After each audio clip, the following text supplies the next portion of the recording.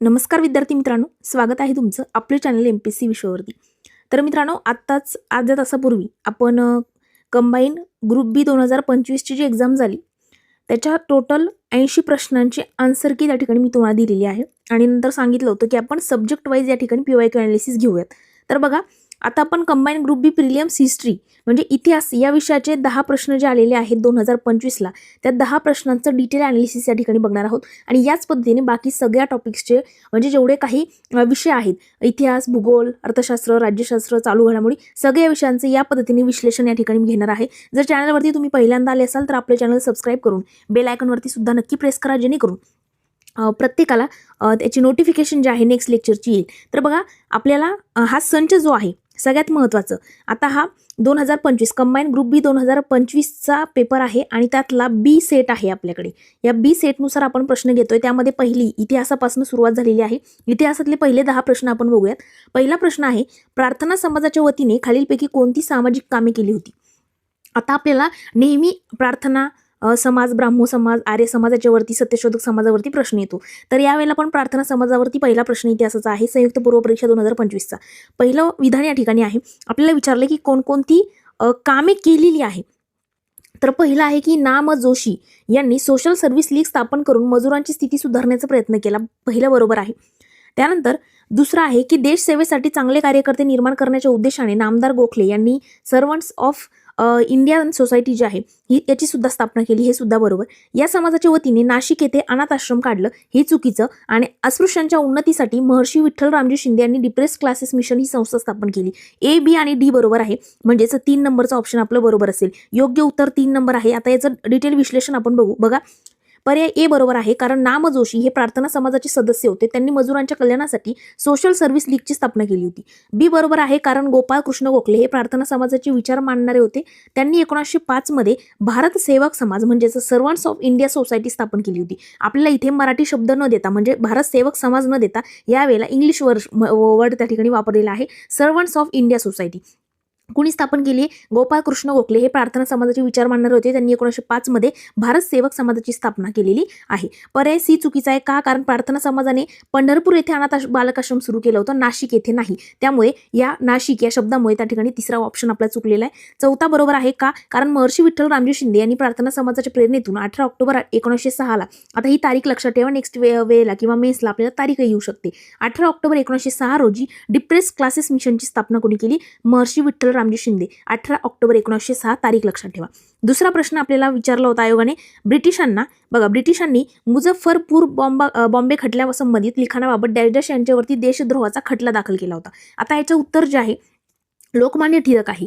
तर बघा, योग्य उत्तर लोकमान्य टिळक. का? कारण की बघा, पर्याय 1 बरोबर आहे, कारण 1908 मध्ये, कधी? 1908 मध्ये मुझफ्फरपूर येथे खुदीराम बोस आणि प्रफुल्ल चाकी, कोण? खुदीराम बोस आणि प्रफुल्ल चाकी यांनी बॉम्ब टाकला होता. कुठे? मुझफ्फरपूर येथे. या घटनेचे समर्थन केल्याचा आरोप ठेवून केसरीतील लिखाणाबद्दल लोकमान्य टिळकांवरती राजद्रोहाचा खटला भरून त्यांना 6 वर्ष मंडालेच्या तुरुंगामध्ये पाठवण्यात आलं होतं. त्यानंतर पर्याय 2 चुकीचा आहे, कारण अच्युतराव कोल्हटकर जे आहेत यांनी संदेश वृत्तपत्राद्वारे कार्य केलेले आहे, पण हा विशिष्ट खटला टिळकांवरती होता, त्यामुळे हे ऑप्शन येणार नाही. पर्याय 3 चुकीचा आहे, कारण शिवराम परांजपे जे आहेत, शिवराम पंत परांजपे यांच्यावरती त्यांच्या काळपत्रातील लिखाणाबद्दल खटला भरला होता, पण मुझफ्फरपूर खटल्यासाठी टिळक प्रसिद्ध आहे, त्यामुळे टिळक त्या ठिकाणी उत्तर असेल.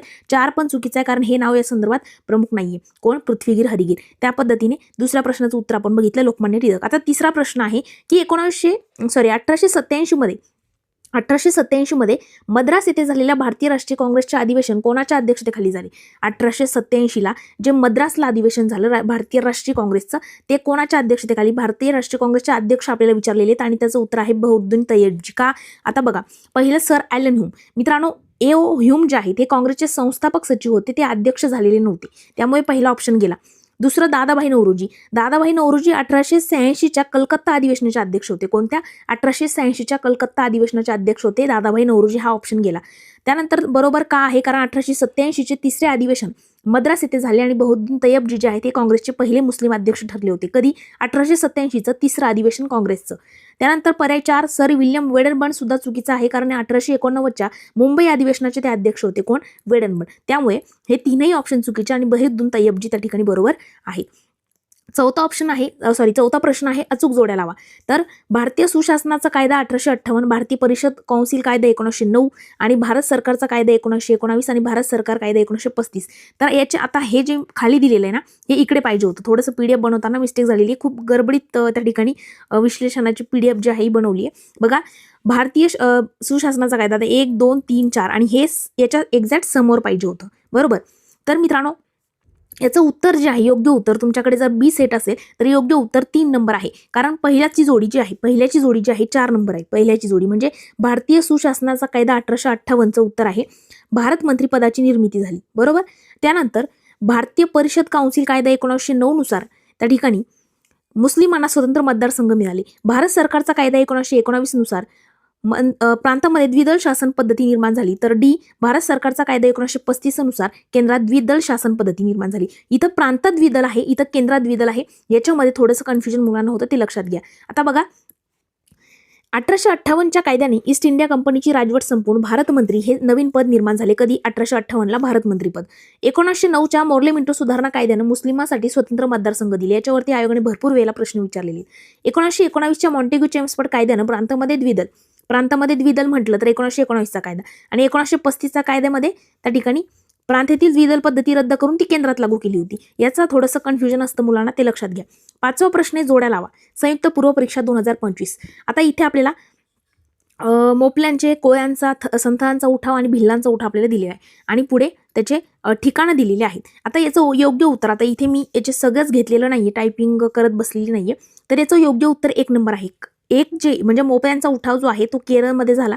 कोळ्यांचा उठाव जो आहे बी नंबरच्याचं उत्तर आहे बिहार. संथांचा उठाव आहे त्यानंतर बंगालला आणि भिल्लांचा उठाव आहे खानदेश भागात, आपलं महाराष्ट्र. बाबा, मोपल्यांचे बंड, हे बंड केरळमधील मलबार भागात. आपण 1857चा उठाव शिकताना मी सांगितलं होतं की आपल्याला उठाव जो आहे तो कुठे घडला, तिथे नेतृत्व कुणी केलं, भाग विचारले जातात, तर ते पण लक्षात ठेवायचं. मोपल्यांचं बंड हे केरळमधील मलबार या ठिकाणी झालं. कोळ्यांचा उठाव छोटा नागपूर, सध्याचं झारखंड आणि बिहारचा भाग या ठिकाणी झालं. संथांचा उठाव हा प्रामुख्याने बंगाल आणि बिहारच्या सीमावर्ती भागामध्ये, राजमहल टेकडे या ठिकाणी, आणि भिल्लांचा उठाव महाराष्ट्रातील खानदेश या भागामध्ये भिल्लांनी ब्रिटिशांविरुद्ध उठाव केला होता.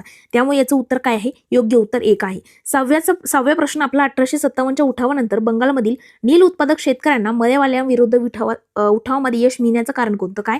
1857चा उठाव झाला होता. बरोबर. तर 1857च्या उठावाच्या नंतर बंगालमधील जे नील उत्पादक शेतकरी होते त्या नील उत्पादक शेतकऱ्यांना मळेवाल्याविरुद्ध उठावामध्ये यश मिळालं होतं. त्याचं काय कारण? आपल्याला कारण विचारले. तर मित्रांनो, याचं कारण आहे त्या ठिकाणी पहिलं म्हणजे उपक्रमशीलता आणि सहकार्य, दुसरं संघटना आणि शिस्त, आणि हिंदू मुस्लिम शेतकरी ऐक्य. मळेवाल्यामध्ये पडलेली फूट हे त्याचं उत्तर नाही. तर सी त्या ठिकाणी कट होईल. इथे जिथे सी असेल ते कट होईल. याचं उत्तर आहे पर्याय क्रमांक 2. बघा, आता याचं स्पष्टीकरण बघू. पर्याय ए आणि बी का बरोबर? कारण नील उठाव हा अत्यंत संघटित होता. दिगंबर विश्वास आणि विष्णू विश्वास यांच्या नेतृत्वाखाली शेतकऱ्यांनी शिस्तबद्ध पद्धतीनं मळेवाल्यांना नील लावण्यास नकार दिला होता. सी चुकीचा आहे, कारण मळेवाल्यामध्ये फूट पडली नव्हती. उलट ते युरोपियन असल्यानं सरकार आणि प्रशासन यांच्या बाजूने ते होते. शेतकऱ्यांच्या यशाचं कारण मळेवाल्यांची फूट हे नसून शेतकऱ्यांची स्वतःची एकजूट त्याचं कारण होतं. म्हणून शेतकरी त्या ठिकाणी जिंकले होते तो उठाव. या उठावामध्ये हिंदू आणि मुस्लिम शेतकऱ्यांनी खांद्याला खांदा लावून लढा दिला होता. हे ह्या यशाचं प्रमुख वैशिष्ट्य सुद्धा मानलं जातं. पण हे त्याच्यातलं उत्तर नाहीये. काय उत्तर नाहीये? मळेवाल्यांची फूट हे त्याचं उत्तर नाहीये, कारण मळेवाल्यांची फूट पडलीच नव्हती. उलट ती युरोपियन असल्यानं सरकार आणि प्रशासन यांच्या बाजूने होते. लक्षात घ्या. 7वा प्रश्न आपला आहे जोड्या लावा. पुन्हा एकदा जोड्या लावावरती प्रश्न आपल्याला आयोगाने इतिहासात विचारलाय. आता याचं उत्तर आपण बघूयात. मुकुंदराव पाटील जे आहेत, मुकुंदराव पाटील यांच्या जर बघायला गेलो आपण तर दिनमित्र आहे. मुकुंदराव पाटील यांचं दिनमित्र आहे. थांबा, इथेच आपण जोड्या लावू. मुकुंदराव पाटील यांचं दिनमित्र आहे. त्यानंतर कोठारी जे आहेत, कोठारी यांचं जागरूक आहे. भगवंत पालेकर जे आहेत यांचं जागृती आणि श्रीपतराव शिंदे यांचं विजयी मराठा. तर अशा पद्धतीने जर आपण याच्या जोड्या लावल्या तर पर्याय क्रमांक 1 त्याचं उत्तर आहे. बघा, मुकुंदराव पाटील, आता आपण स्पष्टीकरण बघू. मुकुंदराव पाटील दिनमित्र त्यांनी 1910 मध्ये तरवडी अहमदनगर येथून हे पत्र पुन्हा सुरू केले, जे सत्यशोधक विचारांचे प्रमुख पत्र मानलं जातं. मुकुंदराव पाटील यांचं दिनमित्र आपल्याला पाठ पाहिजे, झोपेतून ठेवलं तरी आपल्याला दिनमित्रचे संपादक माहीत पाहिजे. अहमदनगरमधील तरवडी या ठिकाणी त्यांनी सुरू केलं. बघा, वारा कोठारी जे आहेत, जागरूक हे वृत्तपत्र होतं त्यांचं. वालचंद रामचंद्र कोठारी यांनी पुण्यातून जागरूक हे पत्र सुरू केले. कुठून केलं? पुण्यातून. भगवंत पालेकर यांनी जागृती, भगवंतराव पालेकर यांनी बडोदा येथून जागृती हे पत्र चालवलं. तर श्रीपतराव शिंदे यांनी विजयी मराठा, त्यांनी 1919 मध्ये पुणे या ठिकाणाहून विजयी मराठा सुरू करून बहुजन समाजाच्या प्रश्नांना वाचा फोडली होती. त्यामुळे मुकुंदराव पाटील, दीनमित्र वारा कोठारी, जागरूक पालेकर, जागृती आणि श्रीपतराव शिंदे त्या ठिकाणी विजयी मराठा. 8वा प्रश्न, राजश्री शाहू महाराजांसंदर्भात खालीलपैकी कोणती विधानं बरोबर आहेत असं विचारले. कुणा संदर्भात विचारले? राजश्री शाहू महाराज यांच्याबद्दल आपल्याला विचारलेले. तर कोणते कोणते विधानं बरोबर आहेत? आता आपल्याला इथे 4 विधानं दिलेत आणि खाली तुम्हाला आता मी इथे डायरेक्टली पर्याय क्रमांक 4 ABCD दिले. तुम्हाला तुमच्या बी सेटमध्ये लक्षात येईल बघा, तिथे असं तुम्हाला दिलं असेल फक्त AB, फक्त BC अशा पद्धतीने. मी इथे घेतलेलं नाही इथे, तर लक्षात घ्या. तर याचं उत्तर आहे राजश्री छत्रपती जे शाहू महाराज आहेत त्या संदर्भात, त्यांच्या संदर्भात आपल्याला विचारले. सक्तीचा आणि मोफत शिक्षणाचा कायदा त्यांनी केला. विविध कला आणि कलाकारांना आश्रय दिला. सोबत विधवा पुनर्विवाह चा कायदा सुद्धा पारित केला आणि कोल्हापुरात व्यापारासाठी शाहूपुरी या बाजारपेठेची स्थापना केली. बघा, सगळेच विधानं बरोबर आहेत, कारण शाहू महाराजांनी 1917 मध्ये मोफत आणि सक्तीच्या प्राथमिक शिक्षणाचा कायदा केला. त्यांनी संगीत, कुस्ती, चित्रकला या कलांना आश्रय दिला आणि 1917 मध्ये कोल्हापुरात विधवा विवाहास कायदेशीर मान्यता दिली आणि गुळाच्या व्यापारासाठी प्रसिद्ध शाहूपुरी बाजारपेठ सुद्धा वसवली होती. कुणी? त्या ठिकाणी राजश्री छत्रपती शाहू महाराजांनी. 9वा प्रश्न आहे, खालीलपैकी कोणत्या नेत्यांनी आयटक या कामगार संघटनेच्या अध्यक्षपद भूषवलेलं नाही असं विचारले. आयटकचं अध्यक्षपद कुणी भूषवलं नाही असा प्रश्न आहे. आणि मित्रांनो, त्याचं उत्तर आहे पर्याय क्रमांक 4 रणदिवे यांनी. रणदिवे यांनी कोणतं? तर आयटकचं अध्यक्षपद भूषवलं नव्हतं. बघा, BT रणदिवे हे कम्युनिस्ट नेते होते. त्यांनी आयटकमध्ये काम केले पण ते अध्यक्ष राहिलेले नव्हते. टीप बघा, आयोगाच्या जुन्या प्रश्नानुसार उत्तर दिलेलं आहे. काय? आयोगाच्या जुन्या प्रश्नानुसार उत्तर दिलेलं आहे. लाला लजपतराय पहिले अध्यक्ष होते आयटकचे. आता आयटक वरती आपल्याला आयोग प्रश्न विचारतो. तर आयटक लाला लजपतराय हे पहिले अध्यक्ष होते. लाला लजपतराय हे पहिले अध्यक्ष होते. त्यानंतर CR दास, नंतर म्हणजे चित्तरंजन दास, त्यानंतर जवाहरलाल नेहरू, सरोजिनी नायडू, सुभाषचंद्र बोस यांनी सुद्धा अध्यक्षपद भूषवलेले आणि ते सगळे ऑप्शनमध्ये आहेत. बघा, नायडू आहे, CR दास आहे आणि जवाहरलाल नेहरू आहेत. पण रणदिवे जे आहेत, रणदिवे हे कम्युनिस्ट नेते होते. ते अध्यक्ष राहिलेले नव्हते. त्यांनी आयटकमध्ये काम केले पण अध्यक्ष राहिलेले नव्हते. 10वा प्रश्न, डॅश डॅश या मुंबई पोलीस कमिशनरनं ब्रिटिश राजवटीविरुद्ध कारवाया करणाऱ्यांना फाशी देण्यासाठी वधस्तंभ उभारला होता. काय? या डॅश डॅश या मुंबई पोलीस कमिशनरनं, तो कोणता मुंबई पोलीस कमिशनर होता ज्याने ब्रिटिश राजवटीविरुद्ध कारवाया करणारे जे होते त्यांना फाशी देण्यासाठी वधस्तंभ उभारला होता? तर मित्रांनो, त्याचं उत्तर आहे 4 नंबर चार्ल्स फोर्जेट. बघा, 1857च्या उठावाच्या काळामध्ये हा मुंबईचा पोलीस कमिशनर होता. कोण? चार्ल्स. तर त्याने उठाव मोडून काढण्यासाठी अत्यंत कडक पावलं उचलली होती आणि आझाद मैदानावरती उठाव करताना तोफेच्या तोंडी देण्यासाठी किंवा फाशी देण्यासाठी व्यवस्था केली होती. कोणी? चार्ल्स फोर्जेट. म्हणजेच वधस्तंभ उभारला होता असं म्हणता येईल. तर या पद्धतीने प्रश्न 10 आपले या ठिकाणी कंप्लीट झालेले आहेत. जर तुम्हाला हे ॲनालिसिस या पद्धतीने बाकी सगळ्याच विषयाचे हवे असेल तर आपल्या MPSC विश्वला नक्की फॉलो करा. इथे सगळे लेक्चर रात्रीपर्यंत तुम्हाला सगळ्या विषयांची मिळेल. आता आपण सगळ्यात पहिले आन्सर की बघितली 2025च्या पेपरची. आता आपण हिस्ट्रीचं ॲनालिसिस बघितलं. नेक्स्ट लेक्चरमध्ये आपण त्या ठिकाणी जॉग्राफी आहे बघा, आपण B सेट बघतोय. या B सेटनुसार आपण चालणार. आपण हिस्ट्री बघितलं, आता आपण जॉग्राफी बघू, नंतर आपण इकॉनॉमिक्स बघू, त्यानंतर पॉलिटी बघू, नंतर करंट आणि सायन्स आणि करंट या सगळे विषय आपण या ठिकाणी बघूयात. तर आज आपण इथेच थांबूया. लेक्चर आवडलं असेल लाईक, कमेंट, मित्रमैत्रिणींसोबत सुद्धा नक्की शेअर करा, जेणेकरून प्रत्येकाला याचा फायदा होईल.